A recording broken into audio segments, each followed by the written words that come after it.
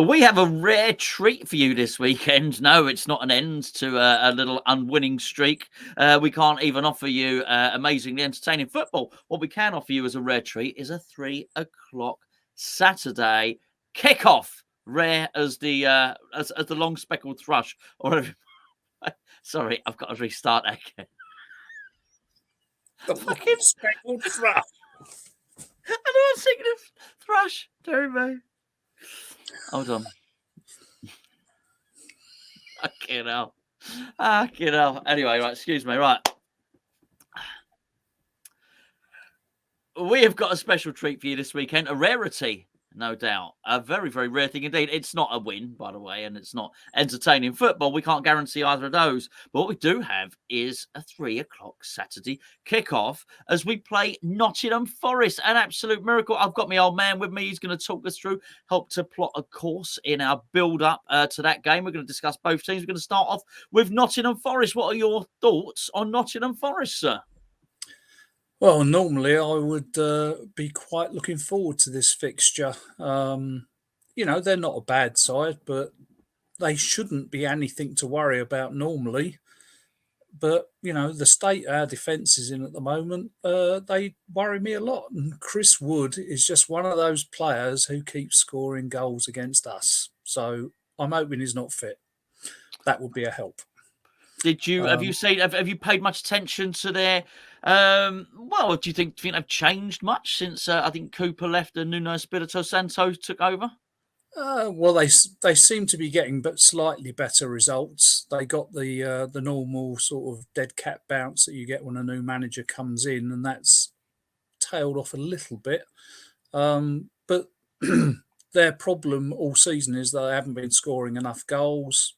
They seem to be scoring slightly more goals, I think, and they're possibly conceding a few less. But, they're where they are because of how they've played all season. And although they've got a little bit better, it's small margins, I would say. So, they basically are just outside the relegation zone, and that's probably where they deserve to be. Having said that, they have got the odd very good player. Well, we'll get to those odd, very good players in just a second. I think certainly in terms of the Newcastle game, which is the last fixture, which obviously 3-2, thought they were unlucky to lose that game. It has to be said. I think they got their goals that they were looking for, but unfortunately, they also shipped a number of them as well. I do think in terms of Nottingham Forest as a club, I think that quite possibly they got up and before the drawbridge came up in terms of the Premier League, because I do think that finally the additional revenue for Premier League teams is starting to take its toll, and I think it's becoming increasingly difficult because of the revenue, because of financial fair play for anybody to come up from the championships and really do anything without having a massive spend up, for which of course they'll be penalised. So I'm quite sure Nottingham Forest will be fine this season. Do you think they will be? Depends on whether they get deducted points. If they get deducted points, they're in real trouble. And knowing the way they spent the season before last, when I think they bought 57 different players or something like that, they could well be in trouble for that reason. I think if that wasn't hanging over them, I think they'd be probably just about safe. But who knows? Yeah, it's a tough one. They certainly did. They brought in a huge number of players, and I think at a time when, if you remember, David Moyes was obviously complaining start of last season, saying it's really hard to integrate this many new players. They had a double that. What about the players that are playing now? You mentioned some quality players. Who might they be? Well, Gibbs White in particular. He's a tremendous player. I'd really like to see him at West Ham. I think he's multifaceted. He's quite good defensively, but going forward, I think he's got an eye for a pass. He travels with the ball well, and I think he's an all-round good number 10. And I think he can play right or left. I think. So yeah, I think he would be a tremendous addition if somehow we could weasel him away from Nottingham Forest. And I think the only reason that he stayed there last year was because of loyalty to Cooper, because he played for Cooper, didn't he, in the World Cup youth winning team that Cooper managed. Yeah, I mean, I think I can only echo that. Well, first of all, let me just speak about Cooper. I was so impressed with how I think the Nottingham Forest fans responded once Cooper got sacked. I mean, they certainly seemed like, a very appreciative bunch of what he'd done at the club. And I thought that was nice to see. I'm not going to name the clubs, but there's certainly been, a couple of clubs recently who maybe managers have brought them up through the leagues or whatever, and I think at the point when they've lost them, they've not been not handled it particularly well. So I think fair play to the Nottingham Forest fans on that. In terms of Gibbs White, I can only echo what you said there. He's been one of my favourite players since he was at Wolves, and I just think he's tremendous. I don't think there's a season gone by when I haven't mentioned him. I know he dropped down and had a little loan spell at one point. Was it possibly even Sheffield United? Not sure. But just a wonderful, wonderful player. What I had noticed with Cooper was just before the end, and Nottingham Forest fans obviously know far better than I would on this. I seem to remember him playing on the right, and I know you said he can play right or left. I'd sort of rather, I'd rather he didn't play at all against West Ham. But if I was a Nottingham Forest fan, I would rather, I'd rather he didn't. He now seems to be playing more centrally. I did watch a little bit of the game against Newcastle, and I did, for what it's worth, I did think that Nottingham Forest were the better team in that game. And just when I seen Gibbs White play, he just seems to be playing more centrally, and he can just hurt teams. And when there's, I think it was Alanga and Callum Hudson-Odoi, I think possibly the two goal scorers in that game, actually. They were playing wide in that game, and he seemed to be, just playing through the middle, which is what he's incredibly good at doing. Whenever we've been linked with perhaps Lucas Paquetá moving away from West Ham, it's certainly been Gibbs White. I've mentioned on a couple of occasions that would be the guy that I would like to bring in. But I don't have an encyclopedic knowledge of who the best number 10s are in and around the world. But I do think in terms of talent, he's probably a match of anybody. I would like to see him involved in the England squad. I think if he's going to get involved in the England squad, though, he's probably going to have to move to another club. So sorry, Nottingham Forest. I don't know how long they'll be able to hang on to him for. And I guess, as you say, the points deduction. Hey, look, anything could happen. But there you go, Nottingham Forest. Hopefully, as far as they're concerned, steady. I don't like to see teams getting a knuckles wrap. Let me say that for financial fair play. I think financial fair play was supposed to have been brought in for to protect clubs from going bankrupt. I don't think Nottingham Forest are at any risk. Now it's there to protect the big clubs. Yeah, basically, exactly. From somebody else coming in, investing lots of money, and challenging their dominance, and that's wrong. Yeah, but they haven't admitted it. They're still operating under the guise that it's there to help the clubs out. But it's not. What it does is it kills ambition. And I think all Nottingham Forest have done is become ambitious. So, anyway, there you go.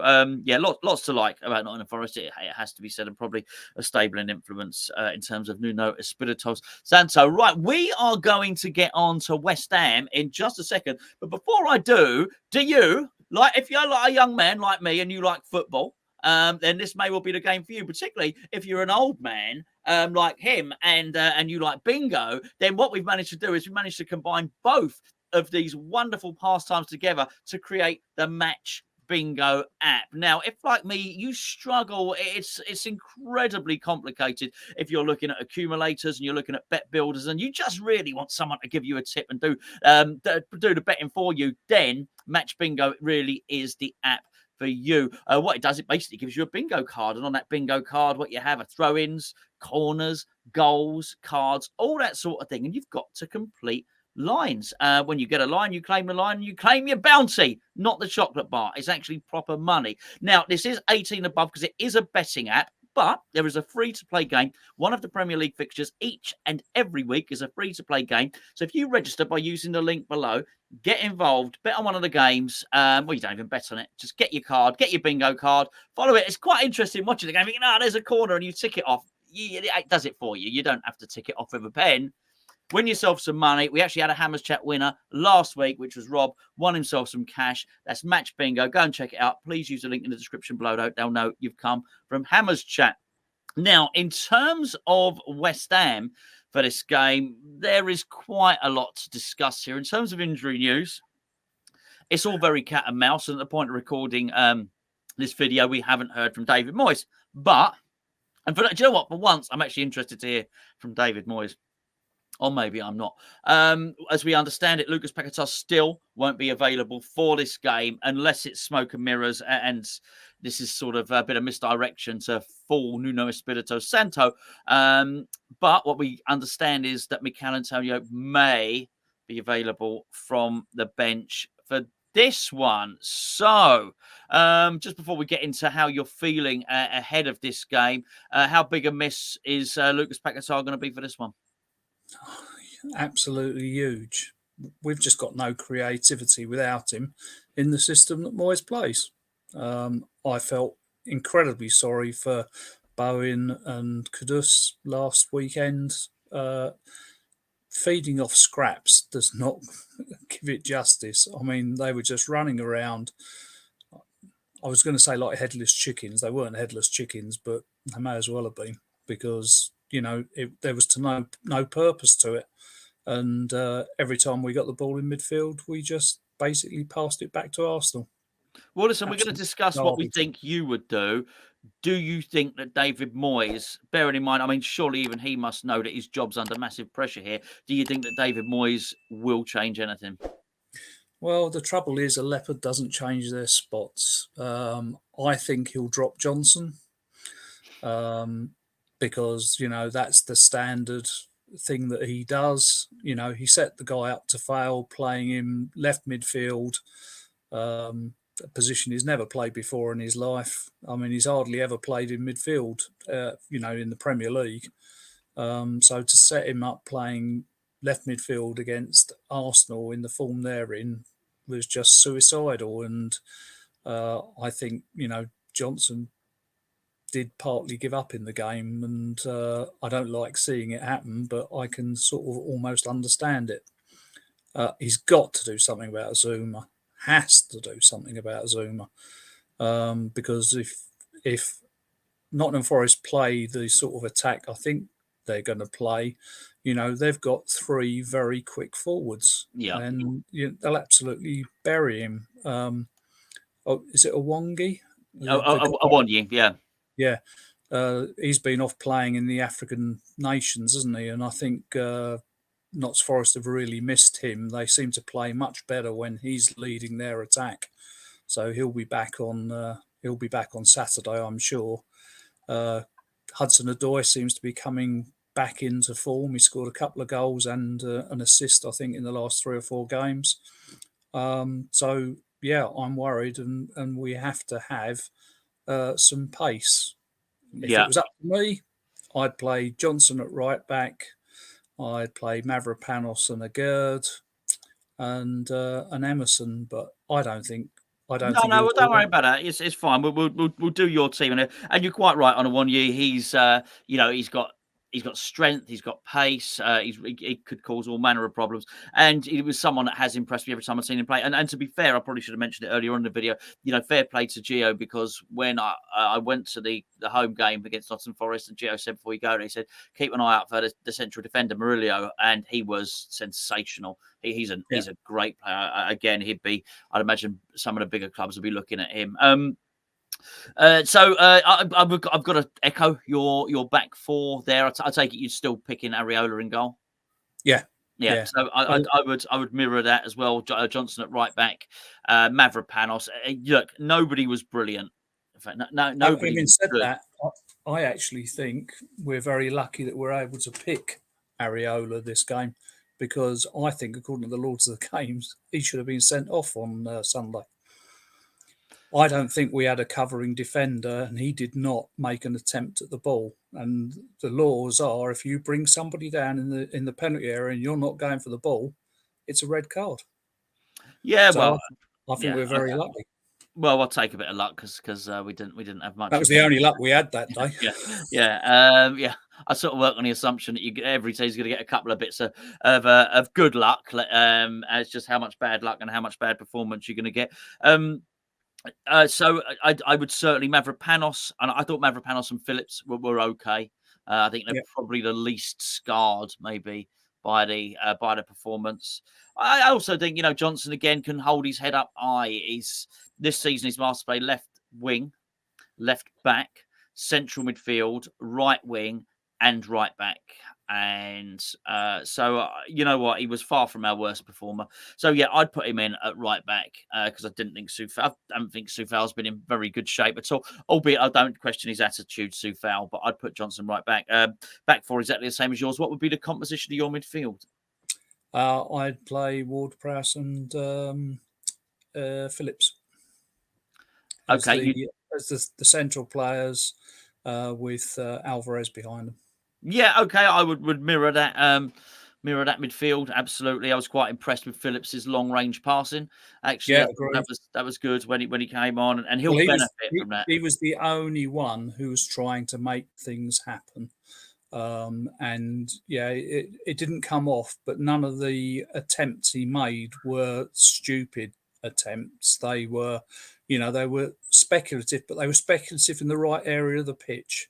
He didn't put us at risk with any of the through balls that he tried to make. So I thought that was promising. And to be honest, I kind of expected Ward-Prowse to be able to do some of that. And that's an area of Ward-Prowse's game that I've been disappointed about, in that he just doesn't seem to be able to generate anything unless it's from a dead ball situation.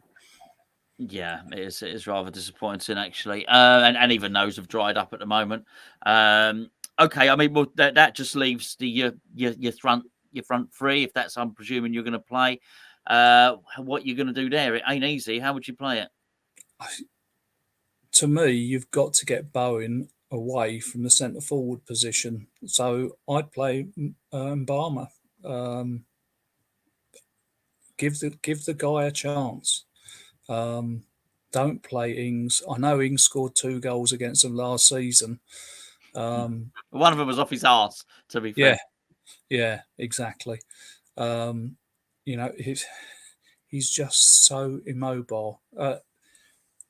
If you want to play him as a withdrawn number 9 and put the other 2 up front, what sort of wider, that is potentially an option. But knowing Moyes, what Moyes will do is he'll probably play him as the target man, and it's just a complete waste of everybody's time.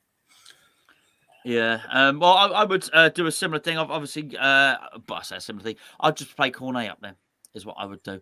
There's been a couple of times and I've seen Cornet. Granted, it was last season, and that is desperate thinking from myself. But desperate thinking is all I've got, I'm afraid, everyone.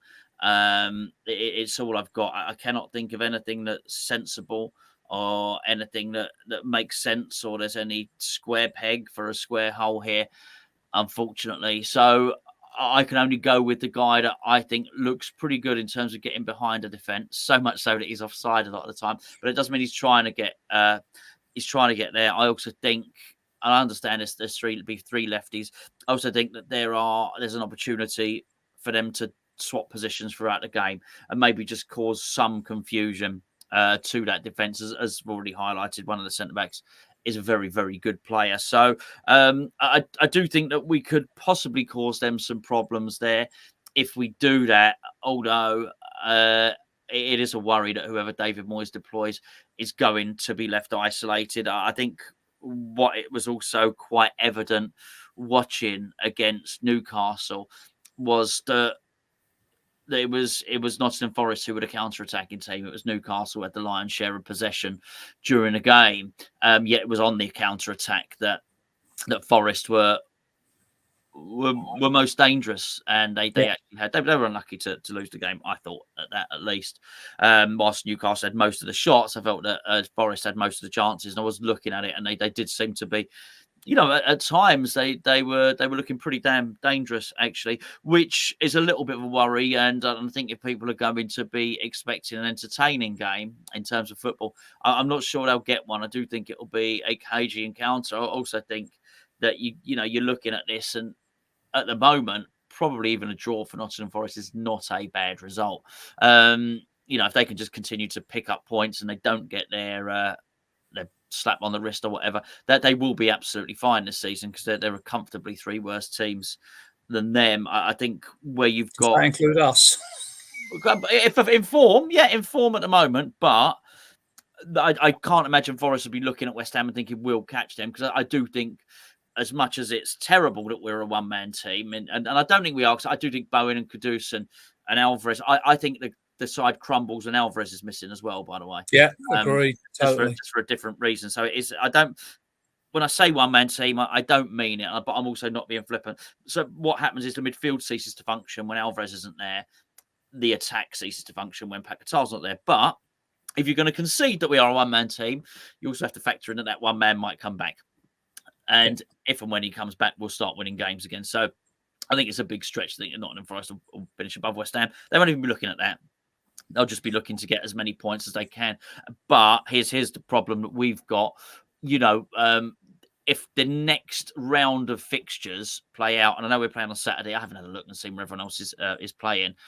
It's conceivable that both Chelsea and Brighton could go ahead of us once everyone's played the same number of games. So this is interesting. It's not interesting at all. It's depressing. But West Ham could be in free fall. We need to arrest the slide for this one. Absolutely, but the problem is we're not scoring goals. When Paqueta's not there, we're not generating chances. We're not scoring goals.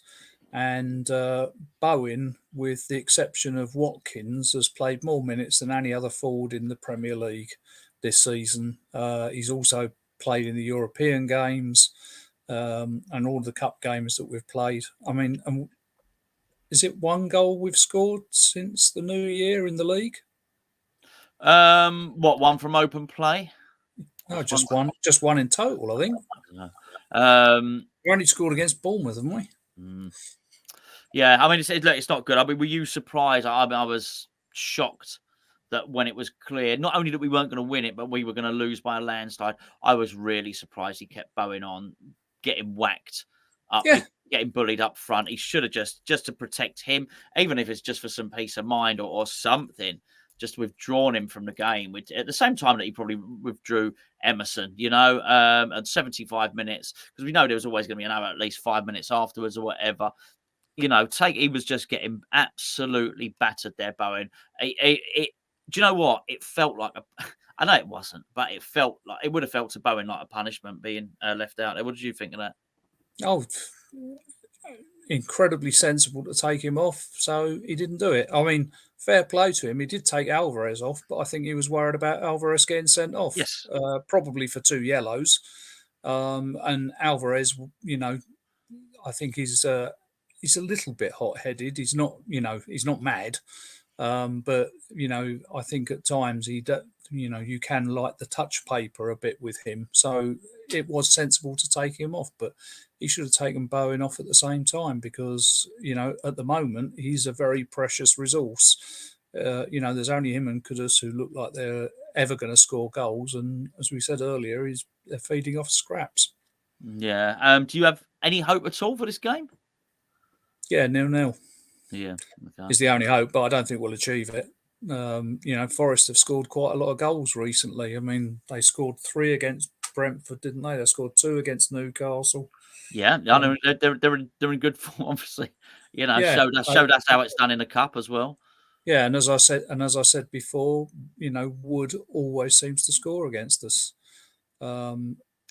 Owingi is coming back. Elanga will be there. Hudson-Odoi is beginning to catch form, and he's played well against us in the past as well. So yeah, it's I don't hold out a lot of hope. No, I look at them and I do see square pegs and square holes. I see a centre forward, a physical target man centre forward who's quick. I see 2 able, tricky wingers in Alanga and Hudson-Odoi, and I see a number 10 playing in the number 10 role. I mean, they've even just them having a number 10 and having a striker are two things that we don't have, and gives any team a hell of an advantage. And for that reason, it's an absolute dereliction of duty for whatever, be it David Moyes, be it David Sullivan, or anyone else who had any part to play in that transfer window, for them to have allowed us to go into what are games that shape your season, to allow us to go into those games without a striker, a striker that you're willing to use, or a striker fit for purpose. Let's put it that way. I'm not talking about Danny Ings, and a number 10, when clearly our system is so reliant on one creative player, is negligent. And I think if you look at the number of years David Moyes has been in the game, in terms of over 1,000 games, and the number of years David Sullivan has been running a football club, you would not have thought it, because those are not the actions in that transfer window of an experienced chairman and an experienced football manager. But hey, look, I'm morphing this preview into another one of me rants. But there you go. Well, the other thing that people don't tend to mention, and Moyes is very big on talking about stats, about winning and stuff like that, but of course Moyes holds the record for having lost the most Premier League games of any manager ever. So he doesn't talk about that one too often, does he? No. But I'm not. To be fair, I'm not sure I would either. Yeah, I don't blame him for that. I blame him for lots of things, particularly having this lopsided, unbalanced squad is, as I say, someone is to blame, and they probably all are. And please do not pick Souček. I won't. I mean, he played centre midfield last week. He was on the entire 90 odd minutes. I think he only attempted to make 21 passes in the 90 minutes, which is, to use my favourite phrase, lamentable. And he only completed 14 of them, I think. It's absolutely ridiculous. And none of those 14s were, progressive passes. It's, we're playing with our hands tied behind our back. If we've got somebody in midfield who people can't pass it to him because he knows he can't pass it back to anyone else. So please, let's not have Thomas Souček in our side this weekend. No, I think many would echo that, and it's just a shame that it got to that, because he was a real hero. But I don't overly blame him for what's happened. He's been asked to do something he's completely unsuited to doing. I'd be normally asked for final words, but I think you've just given them. That just leaves your score prediction, please. Sadly, I just can't see us scoring. And if Antonio comes on off of the bench and he is fit, you never know. We might sneak a last minute goal, or maybe we'll get the legendary James Ward-Prowse free kick. But I see a 2-1 win to them, and I'm unfortunately more optimistic about them getting 2 than I am about us getting 1. Yeah, I mean, unfortunately, I've got exactly the same scoreline as you for this one. In terms of James Ward-Prowse, I wish, because he's one goal off matching David Beckham's record at whatever he's on, 16, and Beckham got 17 or something close to that. It doesn't really matter. Yeah. I wish he was only on 10, because I think the pressure is telling on it. I wish there was no narrative with this at all.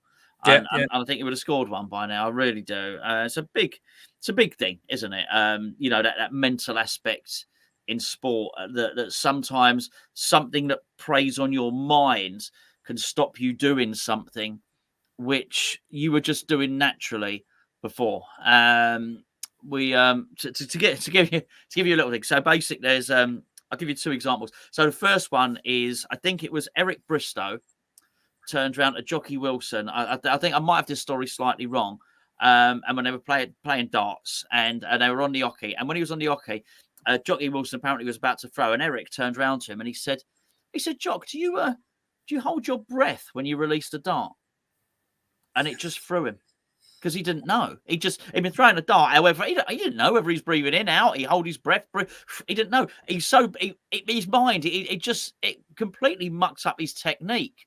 And I know this. Fun enough, because when I play pinball, there's one of the pinball machines that I play. There's a shot you'll hit all day, and then when you get to a certain mode, there's a heartbeat. You go boom, boom, boom, boom, boom, boom. As soon as I introduce that heartbeat, I can't make the shot, because it means that, oh, hold on, there's pressure on the shot, it's tension. The same shot I've been hitting all the time. It's very easy. Now it means something. And I just wonder if we got a bit of that with James Ward-Prowse. I don't know. Anyway, there you go. Jockey Wilson, Eric Bristow, pinball, James Ward-Prowse. That's probably as good as it's going to get for the West Ham Nottingham Forest game. Listen, thanks ever so much for joining us. Really appreciate it, mate. Thank you for digging us out. As you know, Gio has gone to Gio wanted to go to Lapland at Christmas, but it was a little bit expensive, so he got a cheap deal that allowed him to go at the start of February. So he's going there now, meeting Father Christmas, doing all the stuff, seeing Rudolph. I thought he was going to watch Barbie. No, come on now. He's done that. Don't be silly. He's done that. Oh, he's already done that. No, he went to the debut in Leicester Square. He's already done that. So with Gio not being here, the old man's had to help me out. So thank you very much for that. But myself and Gio will be back an hour and 5 minutes before this 3 p.m. kickoff on Saturday. So join us for that. We can all be worried together in the build-up show. Once again, a massive thank you to Match Bingo. They really, we're very lucky. We get lots of sponsors on Hammers Chat. These are a really, really good bunch. And honestly, it's a very good app. And we'd very much appreciate if you could use the link below and download it. Win yourself some money while you're at it as well. Anyway, if you're new around here, don't forget to like and subscribe the video. Share it on your social media platforms, should you wish. And we will catch up with you at 1:55 on Saturday.